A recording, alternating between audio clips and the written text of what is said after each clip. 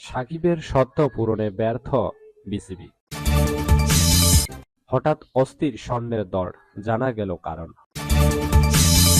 SSC পরীক্ষার form পূরণে বাড়ল ফি।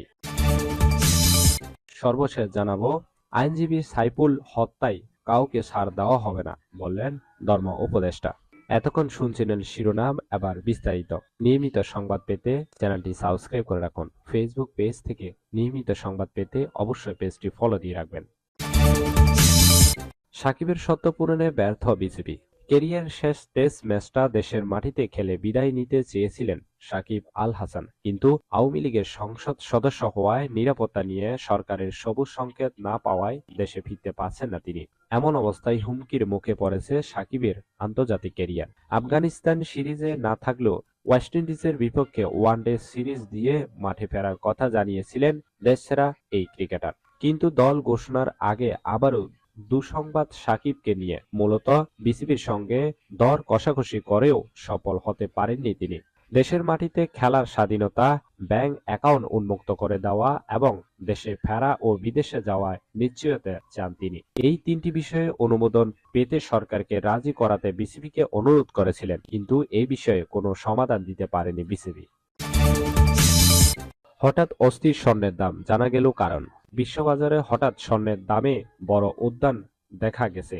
সেই হিসেবে দেশের বাজারেও যে কোনো সময় দামি এই ধাতুটির দাম বাড়তে পারে। মার্কেটে প্রতি আউন্স স্বর্ণের দাম অবস্থান করেছিল ২,৬৬২.২ ডলারে।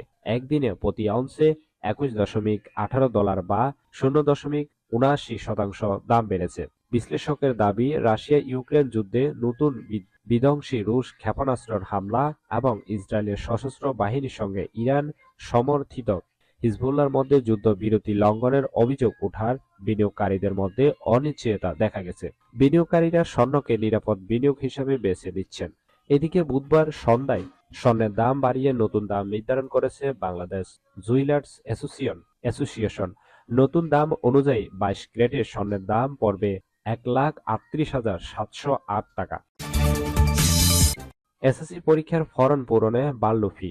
২০২৫ সালের এসএসসি ও সমমান পরীক্ষায় অংশ নিতে যাওয়া শিক্ষার্থীদের ফরম পূরণে বাড়ানো হয়েছে ফি। নতুন সিদ্ধান্ত অনুযায়ী এবার প্রতি বিভাগে বিজ্ঞান, বাণিজ্য ও মানবিক পরীক্ষার্থীদের ফি গত বছরের তুলনায় ১০০ টাকা বেড়েছে।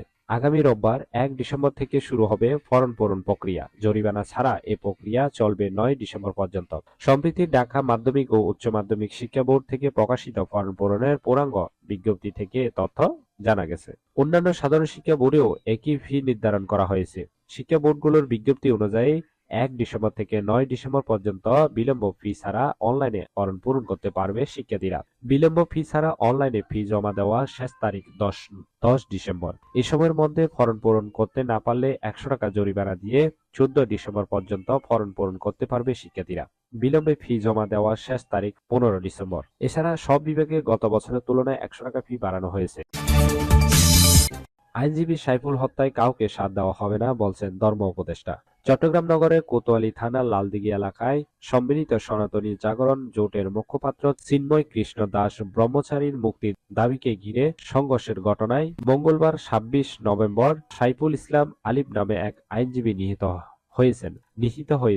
এই ঘটনায় জড়িত কাউকে ছাড় দেওয়া হবে না বলে জানিয়েছেন অন্তর্বর্তী সরকারের ধর্ম উপদেষ্টা আফম খালিদ হোসেন। সকালে চট্টগ্রাম লোহাগাড়া সাইফুল ইসলামের কবর জিয়ারত শেষে সাংবাদিকদের জবাবে তিনি কথা জানান। ধর্ম উপদেষ্টা বলেন, আইনজীবী সাইফুল ইসলাম আলিফের হত্যাকারীদের কাউকে ছাড় দেওয়া হবে না। অপরাধীদের শনাক্ত করে দৃষ্টান্তমূলক শাস্তি নিশ্চিত করা হবে। তিনি বলেন, বর্তমান সরকারকে বেকায়দায় ফেলার জন্য দেশি বিদেশি একটি গোষ্ঠী বেশ তৎপর। কোনোভাবে আমাদের অবৈধ ঋণ সৌন্দর্য